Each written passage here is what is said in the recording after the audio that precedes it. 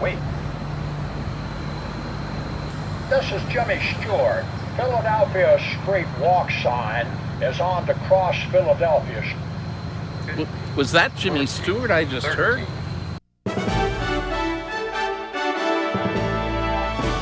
This is Behind the Headlines, with behind-the-scenes analysis on issues affecting Pennsylvanians, sponsored by the Susquehanna Valley Center for Public Policy. Now, here's your host. Hi, from Pittsburgh to Scranton and Philadelphia to Erie, it's Behind the Headlines. I'm Charlie Greenewalt, Senior Fellow of the Susquehanna Valley Center for Public Policy, and today we're filming on location in Indiana, Pennsylvania, and we're filming at the Jimmy Stewart Museum. Today we want to examine the legacy of Jimmy Stewart, and we're fortunate enough to have the museum's president and executive director, correct, Janie McKirgan, be our host today. Janie, we're here right in front of the statue of Jimmy Stewart. What can you tell us about the statue? Oh, well, it happened way before the museum did, where a group of people went to Stewart and said, we'd like to put a statue in your honor for your 75th birthday.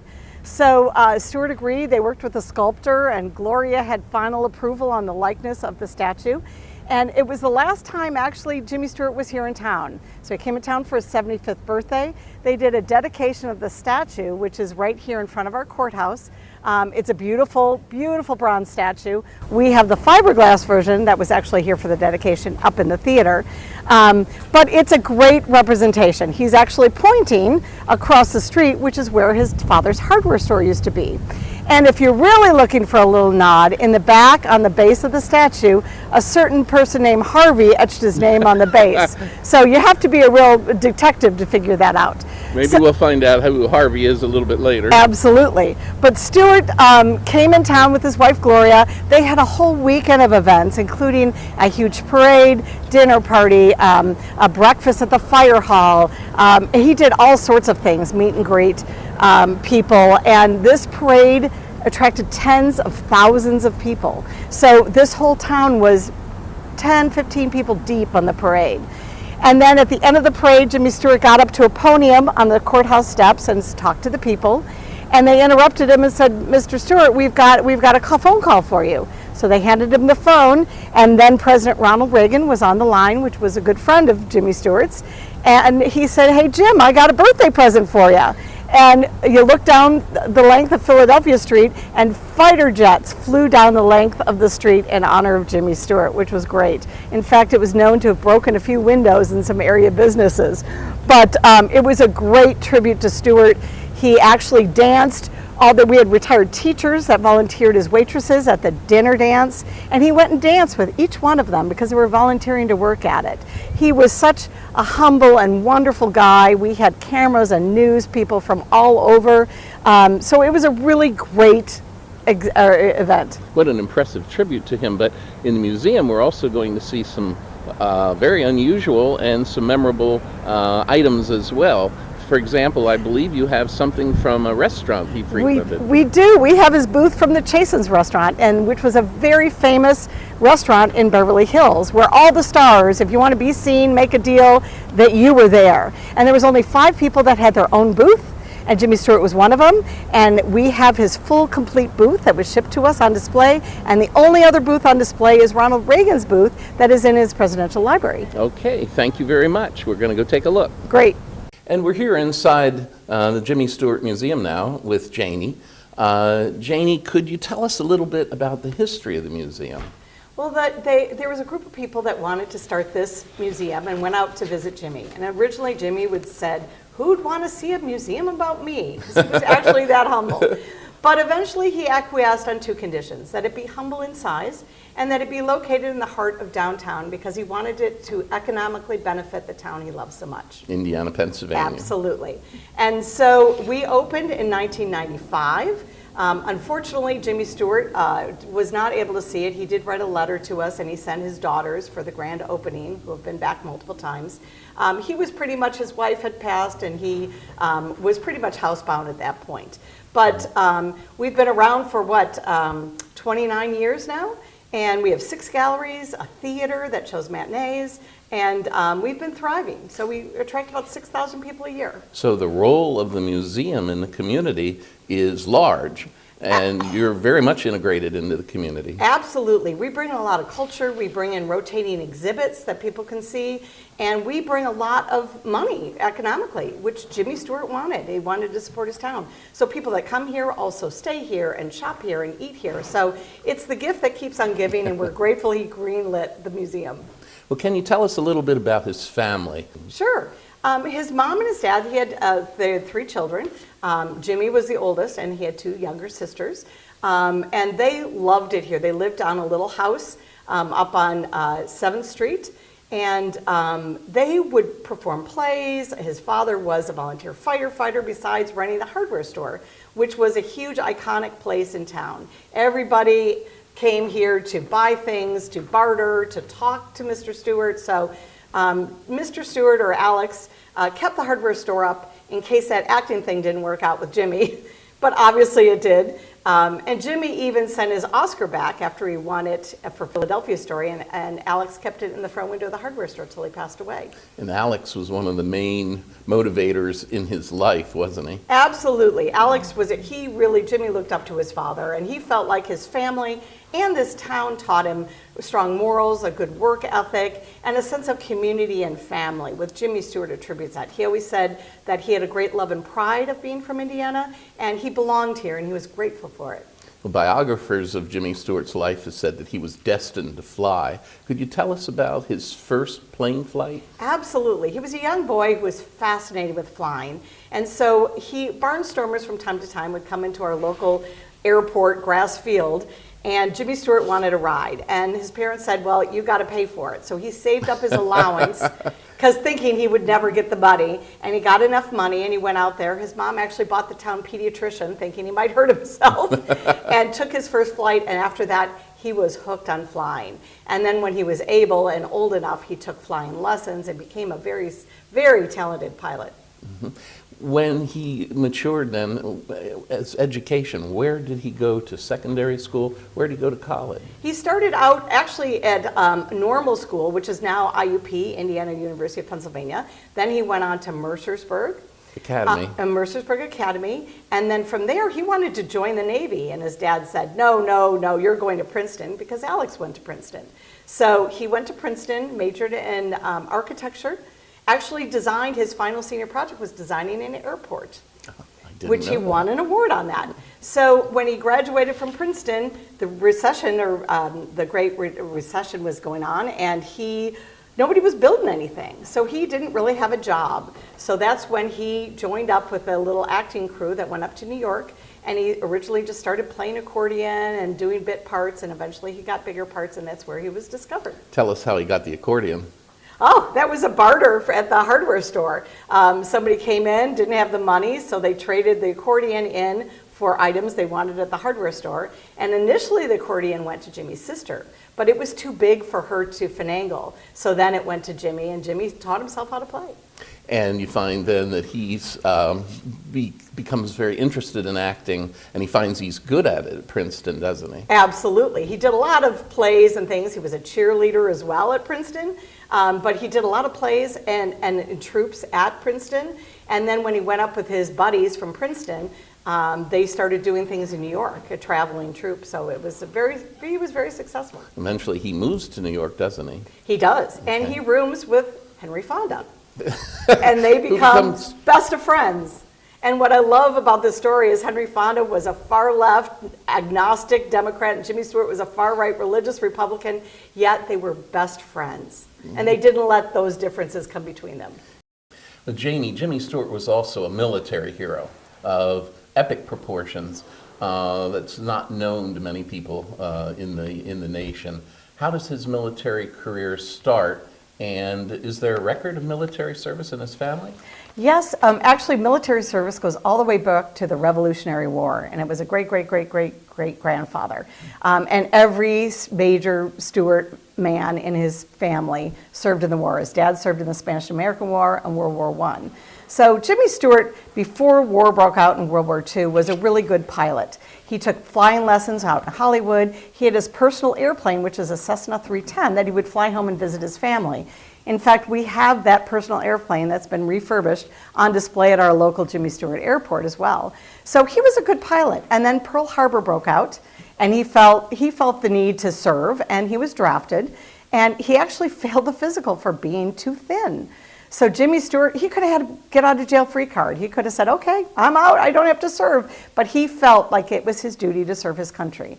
And so he went and ate a bunch of food and drank a bunch of milkshakes and tried to gain weight. But he also got a doctor's note where the doctor said, you're healthy, he's just built lean and lanky, and he's good to go. And he enlisted then and went into the Army Air Corps, which is the Air Force today. They kept him stateside most of the time because they didn't want this big Hollywood star who just won an Oscar for Philadelphia Story to be killed. That would be a big win for Germany, and it would be a huge morale hit for all the men serving. So they kept him over here. He did recruiting films. He trained pilots.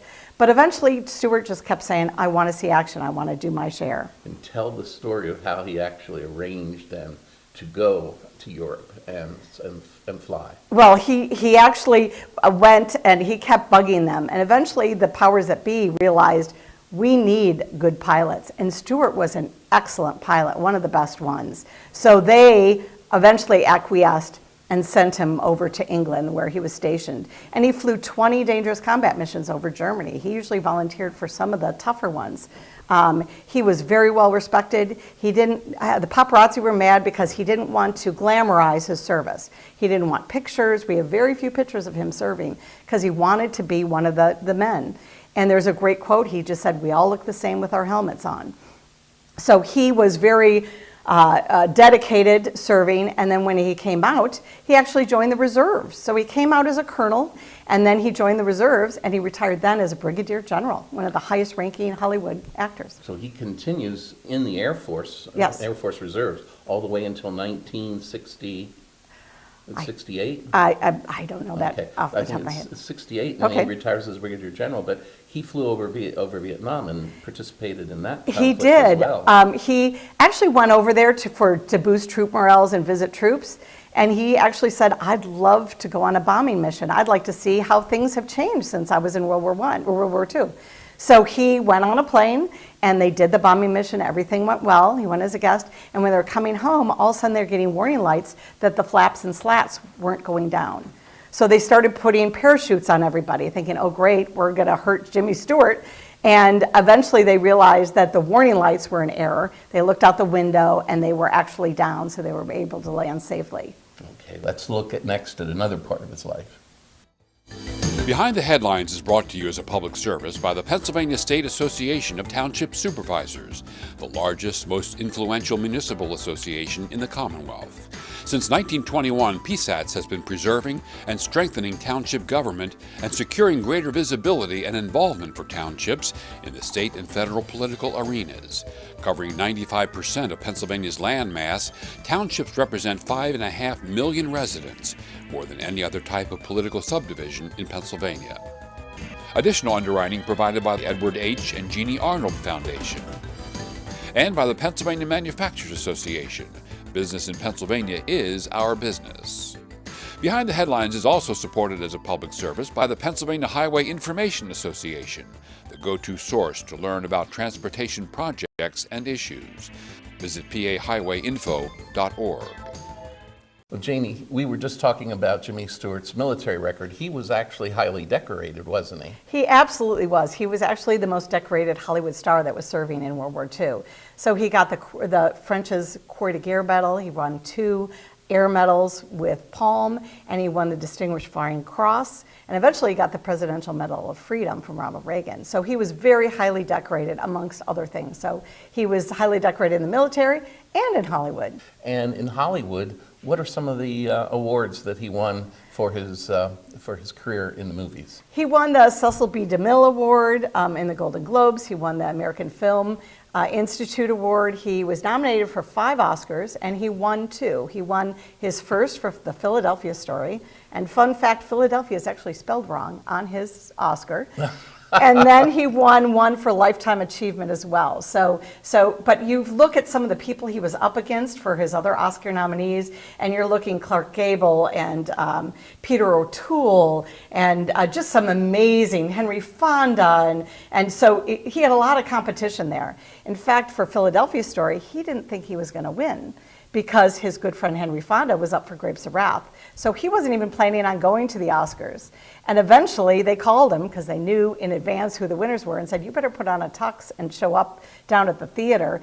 And he voted for Henry Fonda, but he won eventually. So yeah, there was a lot of competition out there. I understand that his good friend Henry Fonda wasn't all that happy that he lost that particular race. He was not, because that's true. If you truly admit it, that was a role of a lifetime. And a lot of people say that Oscar for Philadelphia Story was almost also to reward him for the movie last year, which was Mr. Smith Goes to Washington. People thought Jimmy Stewart should have won the year before because he was so amazing in that film. But in the Philadelphia Story, it's hard not to be an award-winning actor when you're acting with Katharine Hepburn, right? Oh, absolutely. And Cary Grant, it's the dream team. Yeah.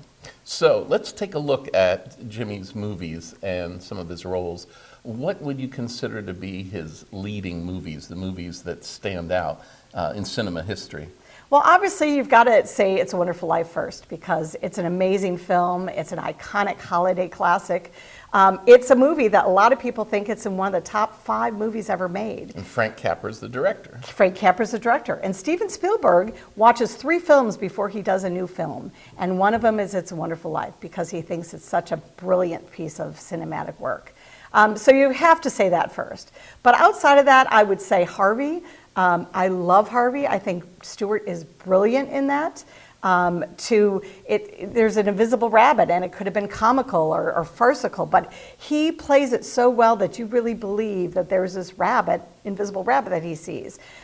He played it in the movies and on TV and on Broadway because he kept wanting to fine-tune Elwood P. Dowd, because he loved that role. So some would say, besides George Bailey, that was his favorite role. But boy, he did so many different genres. He did first romantic comedies, he did suspense, he did 4 movies with Hitchcock, he did a lot of biographies like Glenn Miller's Story, and then he did a ton of Westerns and a couple of other things dabbled in between. So he was over decades of work and really kind of evolved his acting through the years. To do Westerns, he had to be a decent writer. Absolutely, and he had a favorite horse named Pie that he rode in most of his Westerns, and he requested this horse, and he felt like he was in sync with this horse. When he wouldn't even have to tell it what to do, it would know to go right or go left. And so he loved that horse. In fact, he loved it so much that Henry Fonda, who was an amateur painter, actually quite good, painted a portrait of Pie to give to Jimmy Stewart as a gift, and he had it hanging on his wall. Could you name a few of the other movies that you think that stand out in cinema history? Absolutely. I would obviously say It's a Wonder, or Mr. Smith Goes to Washington. I think that is a classic film and that people still talk about today because of the filibuster. And again, Capra was the director. Capra was the director. Yeah. Obviously, Philadelphia Story that we mentioned. He did 4 films with Hitchcock, and I think they're all worth noting. What are they? They are The Man Who Knew Too Much, Rope, Vertigo, and Rear Window. So all of those, and mostly, especially Rear Window and Vertigo, are classic films of Hitchcock. Hitchcock loved to take the everyday man and put him in a perilous situation, and Jimmy Stewart was the iconic everyday man. I would say Glenn Miller's Story. That's an amazing, he didn't want to, when he came back from the war, to glorify war in movies, so he kind of refused to do war movies, except for Glenn Miller, which was more about the music. But it was interesting, he had seen Glenn Miller as a serviceman, and then he ends up playing him in the movies. And in fact, he actually has Glenn Miller's trombone, because Glenn Miller died in a plane crash, but he did not have his trombone with him when he tragically died. So Jimmy Stewart actually used that. He wasn't actually playing. He did get a lot of lessons from people on how to do it and how to fake it well. But it's a really beautiful film with June Allison as well, who played his wife in 3 films. And then I would mention Anatomy of a Murder, that he was nominated for Academy Award, is a brilliant piece of work.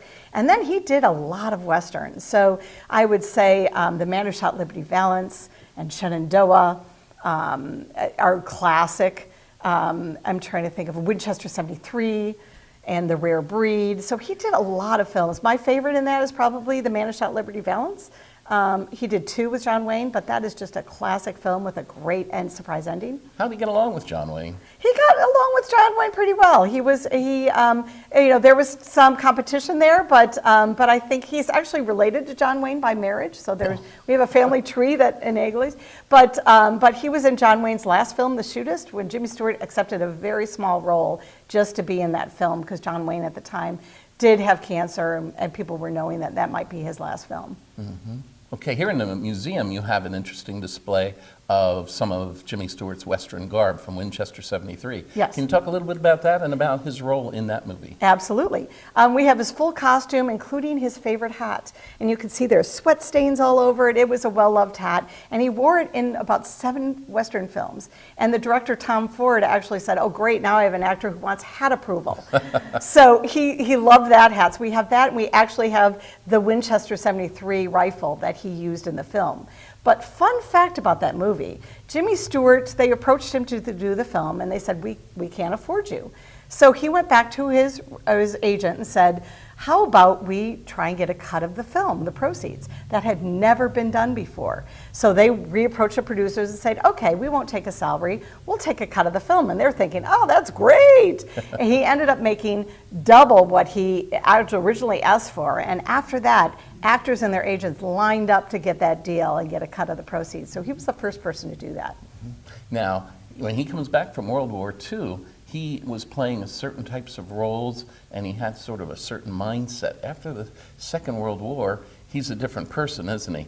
And how did that affect the roles that he accepted and the type of preparation and treatment that he rendered in those particular movies? Absolutely.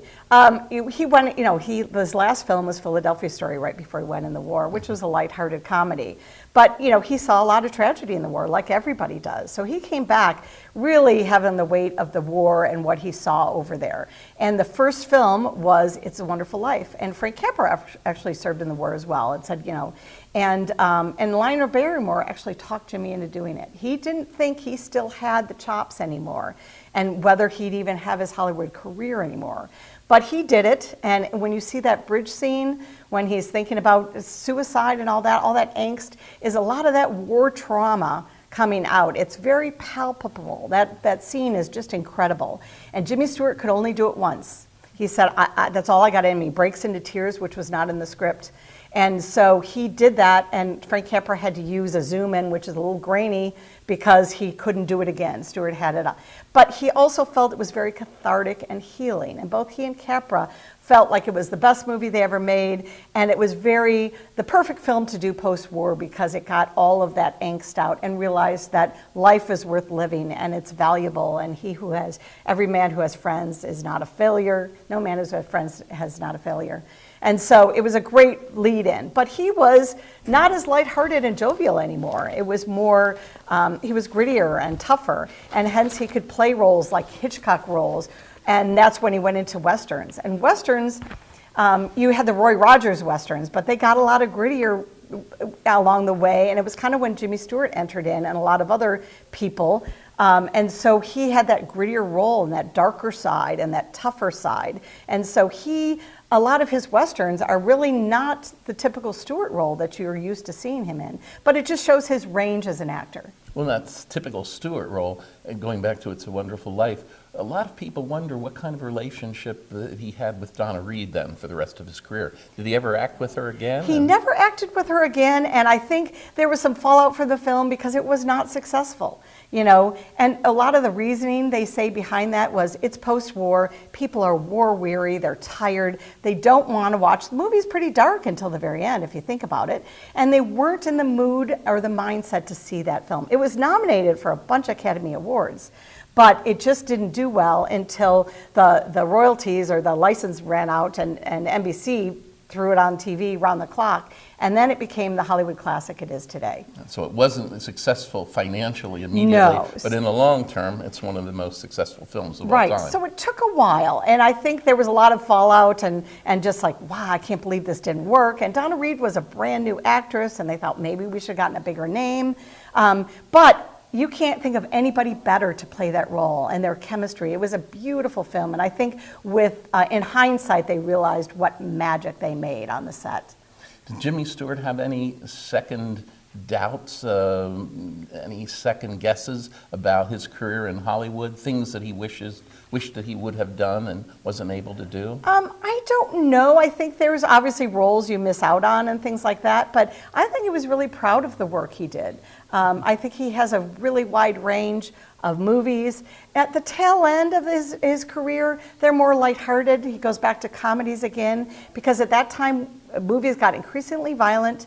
They got a little sexual, there was swearing in it, and Jimmy Stewart didn't want a part of that. So he kind of decided to do the lighthearted comedies, because the other ones he just didn't want to accept. So it kind of changed his roles near the end as well. Maybe some of the roles that he had earlier on, such as the one that he had in as Jefferson Smith in Mr. Smith Goes to Washington, led to, after the war, he was invited by the Democratic Party of Pennsylvania to run for governor. He was. And what happened with that? Will you tell us that story? He had no desire to do that at all. In fact, he said he doesn't speak fast enough to be a politician. So they did approach him and try to get him to run, but he did. And he was a Republican as well, so that kind of played into it. Yeah, I think you have a letter here, don't you, that he actually writes in response to this, and he says, one of the reasons I can't accept, although it's very flattering, is I am a Republican. Absolutely, absolutely. So, but he did a lot of really interesting movies along the timeline. If I bring up Broken Arrow, that was the first film that portrayed Native Americans in a sympathetic light. Before that time, they were savages and scalpers and terrible, terrible people. And that film took from the standpoint of the Native Americans. It was sympathetic to their plight. And Stewart actually won an award and was named an honorary Indian because of his role and what he did with this film. And so it was really paved the way for films like Little Big Man and Dances with Wolves and other films that came on after that.